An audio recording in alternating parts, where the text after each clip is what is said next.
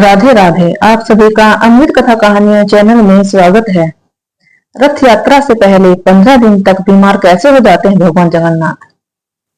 आइए जानते हैं इसकी वजह कि किस कारण से रथ यात्रा से पहले 15 दिन तक भगवान बीमार हो जाते हैं।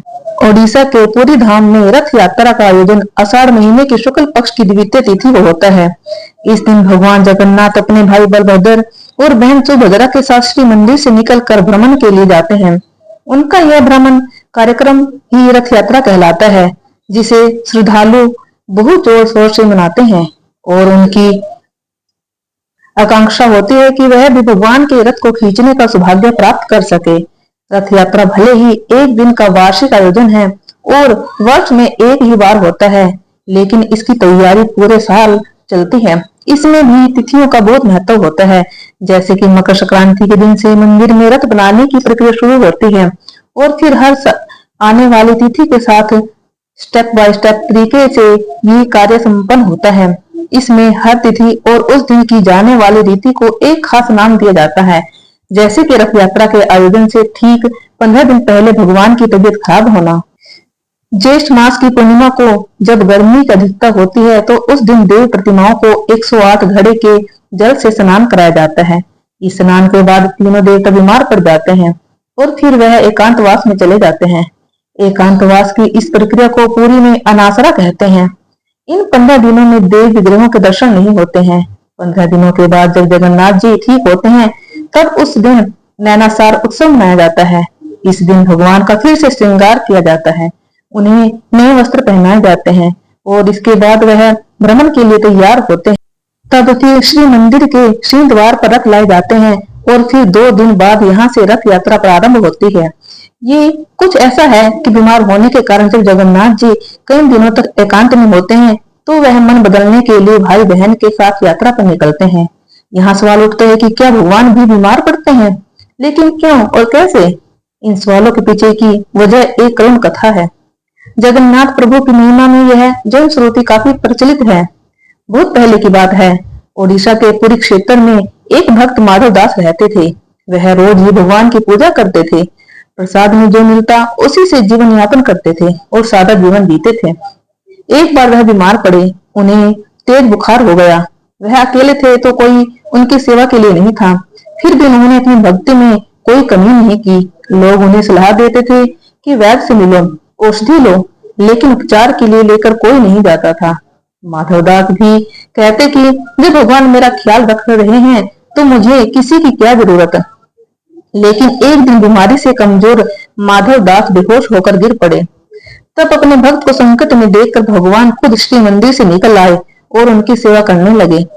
जगन्नाथ जी उन्हें दवा देते, हाथ पैर दबाते, नहलाते, कपड़े बदलते और अपने हाथ से भोजन कराते थे। माधवदास जब ठीक होने लगे तब उन्होंने पहचाना कि भगवान खुद उनकी सेवा में लगे हैं।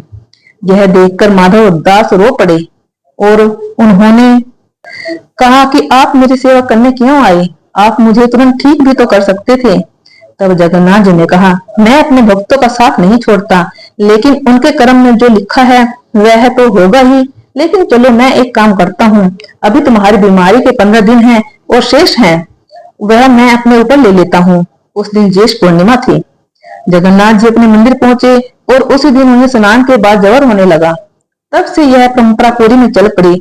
भगवान अपने उसी भक्त माधवदास की बीमारी में बीमार होते हैं और इस दौरान एकांतवास में चले जाते हैं।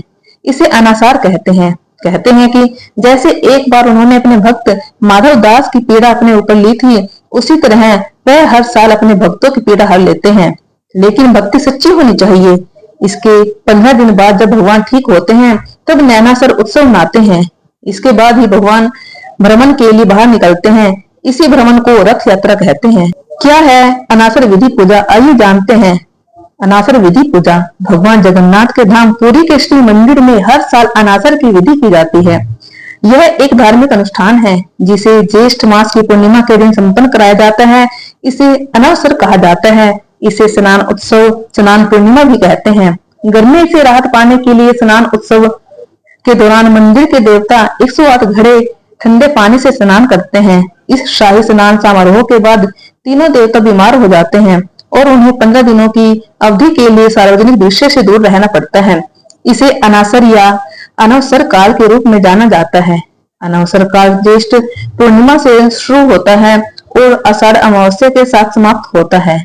अनासर काल के 15 दिनों में मंदिर की पूजा पद्धति रोजाना से कुछ अलग हो जाती है।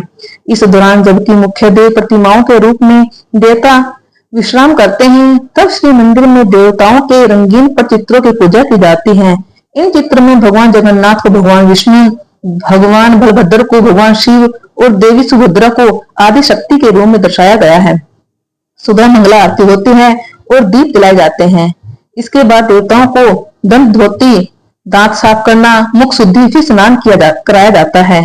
वस्त्र अलंकरण साफ किए जाते हैं। अवकाश पूजा के दौरान पाठ भी किया जाता है।